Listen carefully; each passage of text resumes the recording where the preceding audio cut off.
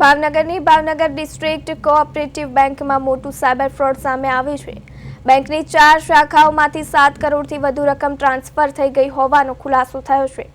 મળતી માહિતી મુજબ તળાજા, ભરતનગર, સુભાષનગર અને સિદ્ધસર શાખાઓમાંથી સાયબર ગઠિયાઓએ બેંકના સોફ્ટવેરને હેક કરી 7 કરોડથી વધુ રકમ ટ્રાન્સફર કરી હોવાનું સામે આવ્યું છે।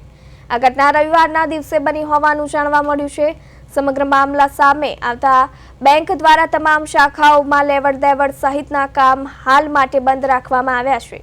હાલ સુધી આ મામલે સત્તાવાર ફરિયાદ નોંધાઈ નથી, પરંતુ બેંકના મેનેજર દ્વારા બપોર બાદ પોલીસમાં ફરિયાદ નોંધાવવાની પ્રક્રિયા હાથ ધરવામાં આવશે। પોલીસ સમગ્ર મામલે તપાસ શરૂ કરશે।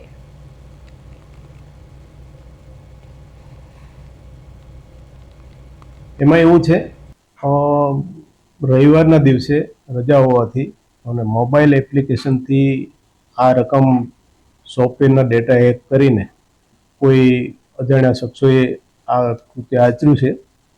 પણ અમને જ્યારે સોમવારે ખબર પડી કે મોબાઈલ એપ્લિકેશનથી લગભગ 1 કરોડની અંદર ટ્રાન્ઝેક્શન થતા હોય છે, પણ જ્યારે મોટી રકમની અમને ખ્યાલ આવ્યો ત્યારે અમે તાત્કાલિક આ કંપનીને જાણ કરી અને અમારા તમામ ડેટા બંધ કરાવ્યા અને તાત્કાલિક વધારે જતી રકમ અટકાવી છે।